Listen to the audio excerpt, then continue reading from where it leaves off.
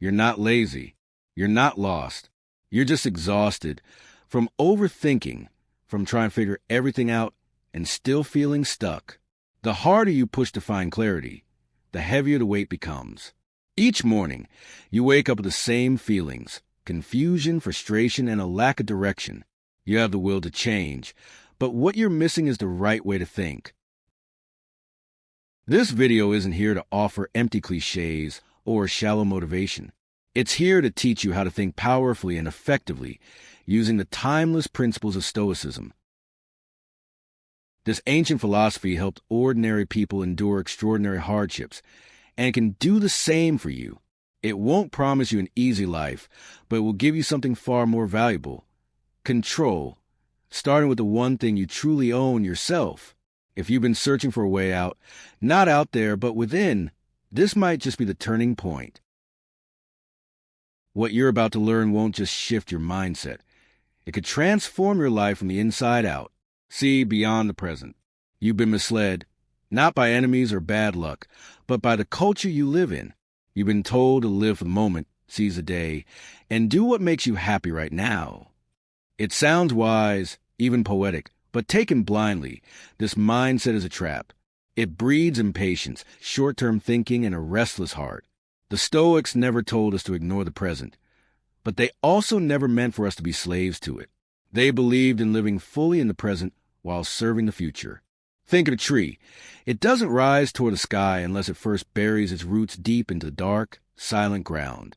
So, ask yourself, are you planting roots or are you just waiting for fruit? Success doesn't come from urgency. It comes from patience and long-term thinking. Take Netflix, for example. In 1997, they were a small DVD rental company, struggling to make ends meet. They even tried to sell themselves to Blockbuster for $50 million and were rejected. Most companies would have given up, but Netflix didn't. They pivoted to streaming long before the world was ready, investing in original content when it seemed like a losing game. Why? Because they saw further, not with their eyes, but with a long-term mindset. Marcus Aurelius once wrote, "Dig within. Within is the wellspring of good. It is always ready to bubble up if you just dig." But digging takes effort. It's slow, repetitive, and often unrewarding at first. That's why most people settle for surface-level living. They want the harvest, but avoid the planting. Thinking long-term isn't about dreaming. It's about designing. It's not just asking, where do I want to be in 5 years? It's about waking up today and doing something. Anything. That brings you 1% closer to that vision. A person without long-term thinking is like a boat with no rudder. Sure, it floats, but it never really goes anywhere. So, are you sailing or just drifting? Here's a challenge. Write down 3 things you know would change your life if you did them consistently. Now ask yourself, why aren't you doing them? One practical way to build a long-term mindset is through a tool called reverse mapping. Start with the life you want in 5 years. Paint it in vivid detail. Then break it down. What needs to happen in year 4, year 3, this year, this month, this week, today? When you reverse engineer your dream into daily actions, the path becomes real and tangible. The irony is that thinking long-term doesn't make you anxious. It sets you free. You're no longer desperate to make it overnight or haunted by someone else's timeline. You become deeply grounded in your journey because you finally know where you're going. Each small step becomes sacred, each delay tolerable, and each failure a lesson instead of a loss. Build more, complain less. Complaining feels like release, but it's actually a slow anesthetic for your willpower. Every time you complain, you drain the energy you could have used to build something better. Marcus Aurelius wrote, "You have power over your mind, not outside events. Realize this, and you will find strength." So why give that power away to things beyond your control? The Stoics didn't panic in the face of obstacles. They didn't use hardship as an excuse to stand still. Instead, they observed, accepted reality, and found ways to turn inconvenience into value. Take Drew Houston, the founder of Dropbox. One day, he forgot his USB stick on a bus and couldn't access his work. Most people would groan and complain. Drew asked, "What if I never had to carry a USB again?" That question sparked the idea for Dropbox, now one of the world's leading cloud storage platforms. The same mindset powered Airbnb. In 2007, Brian Chesky and Joe Gebbia couldn't afford rent in San Francisco. Instead of complaining about the high cost of living, they asked, "What if we connected people who have space with guests who need beds?" That idea became Airbnb, a company worth billions today. Complaints don't build futures. Action does.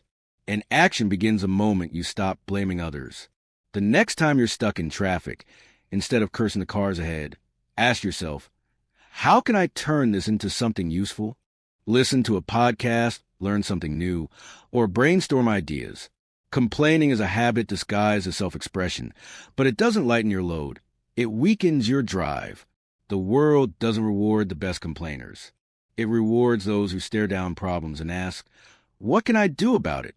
So, the next time you're tempted to complain, pause, breathe, and take one small action to move forward. Remember, successful people aren't the ones who have it easy. They're the ones who waste less time complaining and spend more time creating solutions. Turn failures into fuel.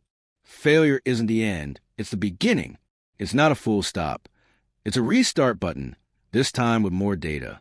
Marcus Aurelius wrote, "The impediment to action advances action. What stands in the way becomes the way." Obstacles aren't roadblocks. They're blueprints for reinvention. Take Rovio, the Finnish company behind Angry Birds. Before their global success, they released 51 failed games. Bankruptcy loomed, employees quit, and hope seemed lost. But they didn't give up. On their 52nd try, they launched Angry Birds, which became a cultural phenomenon with billions of downloads. Their failures didn't disappear. They became the foundation for their success. Failure is a teacher, not a verdict. Each stumble is an opportunity to learn, adapt, and grow. The question isn't, how can I avoid failure? It's, what can I learn from it? Write down 3 things after every failure.